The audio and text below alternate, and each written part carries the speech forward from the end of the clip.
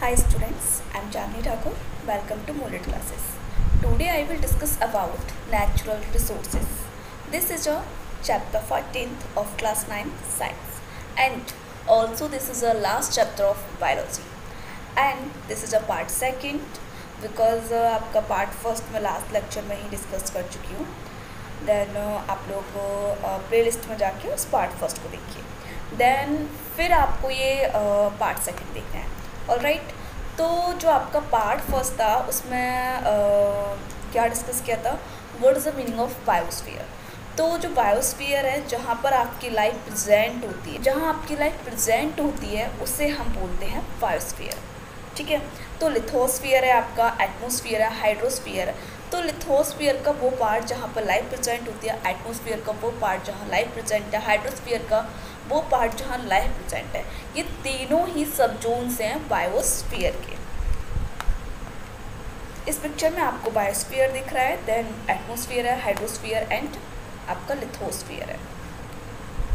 Another diagram, atmosphere air, hydrosphere means जहाँ water मिलता है, lithosphere where earth is present. Alright, तो last lecture में हमने देखा था आपका water cycle and nitrogen cycle. And जो आपका आज का लेक्चर रहेगा वो आपका बेसिकली रहेगा आपका oxygen cycle and carbon cycle. Alright, तो आपका carbon cycle, this is carbon cycle. तो कार्बन साइकिल में सबसे हम पहले देखते हैं कार्बन डाइऑक्साइड, CO2. तो CO2 जो हमारे एटमोसफियर में प्रेजेंट है वो कितना है, 0.039%. एंड आपका सबसे मोस्ट आपका कौन है आपके एटमॉस्फेयर में, नाइट्रोजन.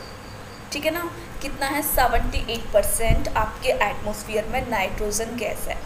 उसके बाद कौन है आपके एटमॉस्फेयर में, उसके बाद है एंड सेकेंड मोस्ट गैस आपकी कौन है, oxygen, 21%. Alright, the carbon dioxide gas makes up 0.039% of our atmosphere. ठीक है, हमारे एटमॉस्फेयर में कितनी परसेंट कार्बन डाइऑक्साइड पाई जाती है, 0.039%. Carbon occur in the elemental form as diamond and graphite in earth. जो आपकी अर्थ पर जो आपको कार्बन पाया जाता है वो एलिमेंट के फॉर्म में पाया जाता है. और किसमें, आपका जो डायमंड है उसमें आपका कार्बन है, ग्रेफाइट है उसमें भी आपका कार्बन होता है. Carbon is essential for the synthesis of protein. और कार्बन किसके लिए महत्वपूर्ण है, आपकी प्रोटीन बनाने के लिए, कार्बोहाइड्रेट्स बनाने के लिए, fats, nucleic acid and vitamins. जो आपके लिविंग ऑर्गेनिज्म हैं इनमें प्रोटीन जो बनती हैं वो किसकी हेल्प से बनती है, उसमें क्या इंपॉर्टेंट है, आपका कार्बन भी है, नाइट्रोजन भी है. तो कार्बन भी उसमें एसेंशियल रोल प्ले करता है. ऑलराइट, तो हम बात कर रहे हैं कार्बन साइकिल की. तो आप देखिए कार्बन साइकिल है आपकी. ठीक है ना, तो कार्बन साइकिल जो आपकी होती है, तो कार्बन डाइऑक्साइड सबसे आपके जो एटमोसफियर है वहाँ कौन पाया जाता है, कार्बन डाइऑक्साइड पाई जाती है गैस, कितना, 0.039%. तो कार्बन डाइऑक्साइड क्या है, जो आपके प्लांट है, तो प्लांट क्या करते हैं, फोटोसिंथेसिस करते हैं. ठीक है ना, तो वो कार्बन डाइऑक्साइड का यूज़ करते हैं, कार्बन डाइऑक्साइड का यूज़ करते हैं, है ना. और जो ऑर्गेनिज्म है, आई मीन जो आपके ह्यूमन बींग्स हैं, जितने भी आपके लिविंग ऑर्गेनिज्म हैं, वो जब रेस्पिरेशन करते हैं तो O2 का यूज़ करते हैं. एंड जब एक्सेल करते हैं, एयर को एक्सेल करते हैं, तो वो CO2 को बाहर एक्सेल करते हैं, तो CO2 बाहर निकली. ठीक है ना. देन जो आपके जितने भी आपके और भी एनिमल्स हैं वो भी जब एयर को बाहर निकल तब भी आपकी CO2 बाहर निकलेगी. एंड जब कंबक्शन होता है, ठीक है ना, कोई कंबक्शन हो रहा है तो उसमें भी क्या है कि आपकी CO2 बाहर निकल रही है. राइट, जब प्लांट रेस्पिरेशन करते हैं तो वो CO2 बाहर निकालते हैं. ऑलराइट, देखिए ईटन बाय डिकम्पोजर्स के द्वारा भी आपकी CO2 बाहर रिलीज होती है. ठीक है ना, ये सब क्या है, बाहर रिलीज हो रही है एटमोसफियर में. ठीक है ना. और इसका यूज़ कौन करता है, CO2 का, प्लांट फोटोसिंथेसिस करते हैं. फोटोसिंथेसिस क्या होता है, CO2 एंड प्लस H2O दोनों मिलकर क्या बनाते हैं, सनलाइट की प्रेजेंस में. एंड उसमें क्लोरोफिल होता है. ठीक है, प्लांट्स जो क्लोरोफिल की हेल्प से क्या बनाते हैं, फूड बनाते हैं, कार्बोहाइड्रेट, ग्लूकोज बनाते हैं एंड एनर्जी रिलीज करते हैं. राइट, नेक्स्ट देखिए ये अनदर डायग्राम है आपका कार्बन साइकिल का. देखिए सनलाइट है, फोटोसिंथेसिस बाई प्रोडक्ट के रूप में यूज़ हो रही है CO2. ठीक है, CO2 का आपके एटमोसफियर में है तो बाई प्रोडक्ट के रूप में यूज़ हो रही है. कौन, CO2, और कौन यूज़ कर रहा है इसे यूज़ कर रहे हैं प्लांट्स, ठीक है, जितने भी आपके ग्रीन प्लांट्स हैं वो सब इनका यूज़ कर रहे हैं। इनफैक्ट एल्गी भी आपकी इसमें इसको यूज़ करती है। ओके, देन अब CO2 एटमोसफियर में कैसे जा रहा है, प्लांट रेस्पिरेशन कर रहे हैं तब, एनिमल रेस्पिरेशन कर रहे हैं, देन फॉसिल फ्यूल जब कंबक्शन होता है तब भी आपकी CO2 रिलीज हो रही है, ठीक है ना, देन डिकम्पोजिशन हो रहा है तब भी आपकी CO2 रिलीज हो रही है आपके एटमोसफियर में। तो ये पूरा एक क्या है, साइकिल है। ऑलराइट, नेक्स्ट अनदर डायग्राम आपका, ठीक है ना, देखिए ग्रीन प्लांट्स एब्जॉर्ब CO2 को एब्जॉर्ब करते हैं। Alright, animal respire and give of CO2, और CO2 को बाहर निकालते हैं, आपकी एटमोसफियर में CO2 जाती है, जब कंबक्शन होता है तब भी CO2 बाहर निकलती है, ठीक है ना। Animal eat plants which can contain carbon, ठीक है ना, जो एनिमल होते हैं प्लांट को खाते हैं तब भी वो कार्बन को कंटेन करते हैं। ओके, नेक्स्ट ये आपका ये भी कार्बन साइकिल है आपकी, ठीक है। चलिए, द कार्बन डाइऑक्साइड फिक्सेशन, अब हम बात करते हैं कार्बन डाइऑक्साइड का फिक्सेशन कैसे होता है। तो green plants convert carbon dioxide into glucose in the presence of sunlight through photosynthesis. Photosynthesis के through green plant carbon dioxide को किस में कन्वर्ट करते हैं, ग्लूकोज में, ठीक है, सनलाइट की प्रेजेंस में। The glucose molecule are convert into other biological important molecule, ठीक है, और जो ग्लूकोज मॉलिक्यूल है वो अदर बायोलॉजिकल मॉलिक्यूल में कन्वर्ट हो जाता है। एंड मैनी मैराइन एनिमल, जो समुद्री एनिमल होते हैं वो कार्बोनेट का यूज़ करते हैं। ये कार्बन डिजॉल्व होती है सी वाटर में, और ये अपनी जो एक्सोस्केलेटन होता है, इनका बाहरी आवरण होता है, उसको उनकी जो शेल होती हैं, जो आपके एनिमल्स हैं उनका जो बाहरी आवरण होता है वो शेल्स होती है, उनमें कार्बोनेट का ही वो बना होता है, तो उसमें इसको यूज़ करते हैं कार्बन को। ऑलराइट, नेक्स्ट देखिए द कंबक्शन। तो the carbon dioxide in the atmosphere is added by the process of combustion, ठीक है, कार्बन डाइऑक्साइड एटमोसफियर में ऐड होती है किसके प्रोसेस के द्वारा, कंबक्शन के प्रोसेस के द्वारा। वेयर फ्यूल्स आर बर्न, जो फ्यूल्स होते हैं, ठीक है ना, जो फ्यूल्स हैं वो बर्न होते हैं, ठीक है ना, to provide energy for various needs like heating, cooking and transportation and industrial process, ठीक है। हम फ्यूल्स को बर्न करते जलाते हैं तो उससे एनर्जी मिलती है वेरियस फॉर्म को, लाइक कुकिंग में, ठीक है, ट्रांसपोर्ट जो व्हीकल्स होते हैं आपके ट्रांसपोर्टेशंस में, ठीक है, जितने भी आपके ऑटोमोबाइल्स हैं उनमें जो एनर्जी मिल रही है उन्हें, वो भी फ्यूल्स मतलब जो आप कोल पेट्रोलियम है उनको जलाने से ही, ठीक है, तो वहाँ क्या होता है, कंबक्शन होता है, कार्बन डाइऑक्साइड वहाँ से भी रिलीज़ होती है। एंड इंडस्ट्रीज़ में भी जो इंडस्ट्रियल प्रोसेस है उसमें भी क्या होता है, CO2 आपकी बाहर रिलीज़ होती है। Then the green house effect, अब ये ग्रीन हाउस इफेक्ट क्या है, the percentage of carbon dioxide in the atmosphere.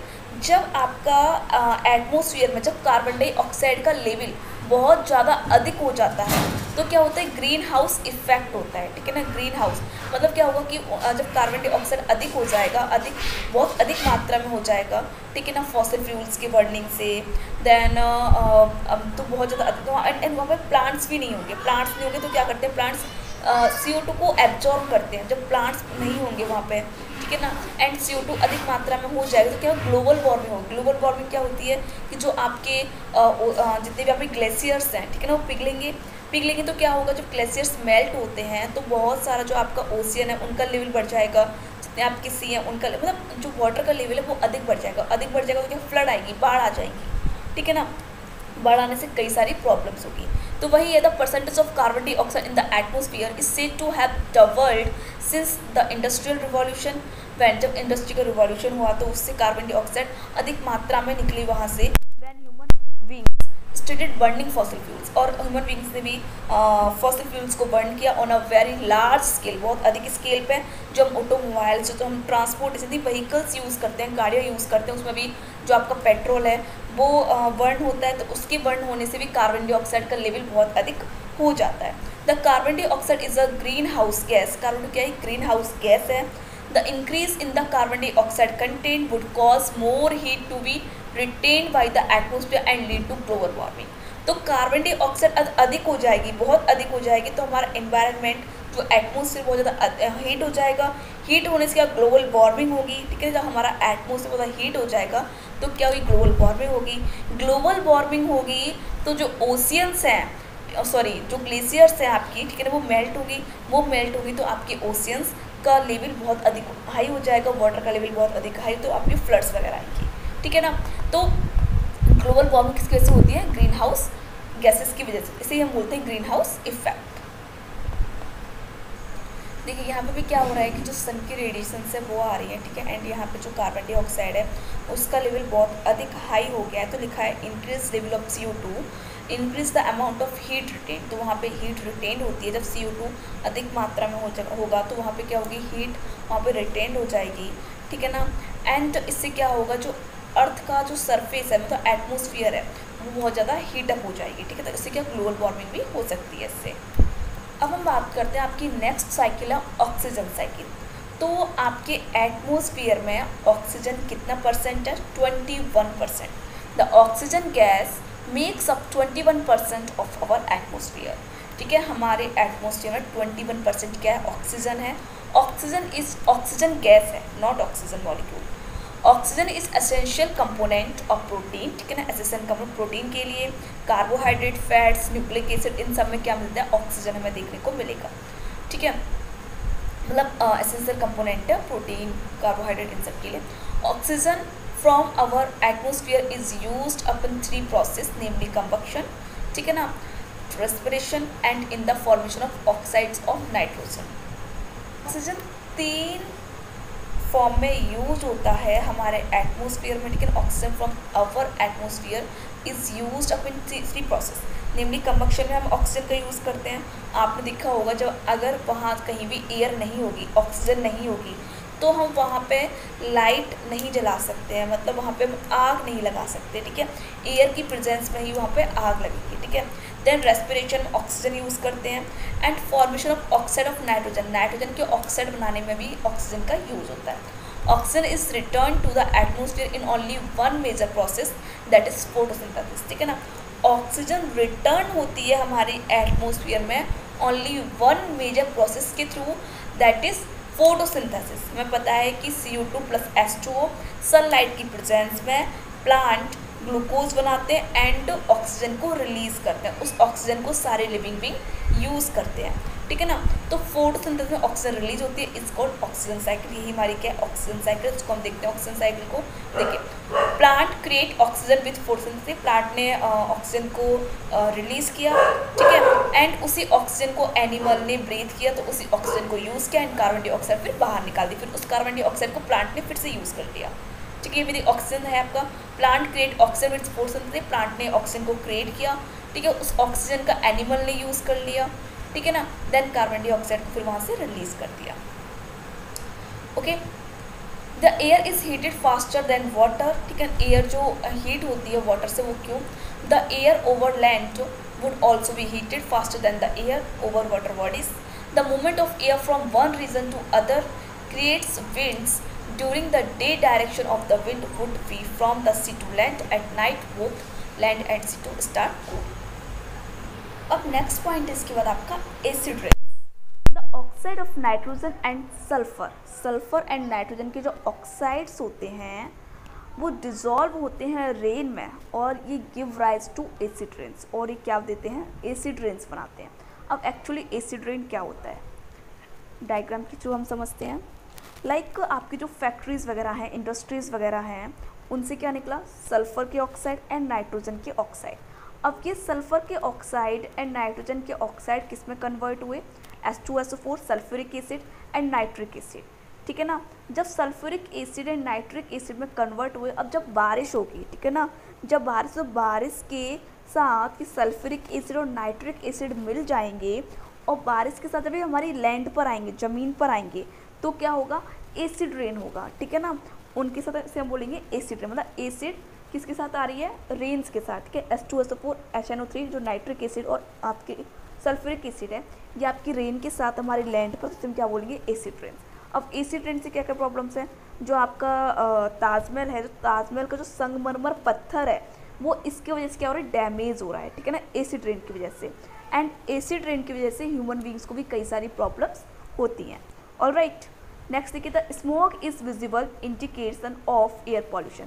जो स्मॉग होता है, ठीक है ना, स्मॉग, अब जो स्मॉग है आप लोग देखेंगे विंटर का टाइम होता है तब इतना सारा स्मॉग हो जाता है, ठीक है ना। तो क्या है? विजिबल इंडिकेशन है एयर पॉल्यूशन का, ठीक है। The pollutants bring respiratory cardiac problems, ठीक है, रेस्पिरेटरी एंड कार्डिक प्रॉब्लम्स करते हैं, एलर्जीज भी करते हैं, ठीक है, एलर्जी होती है।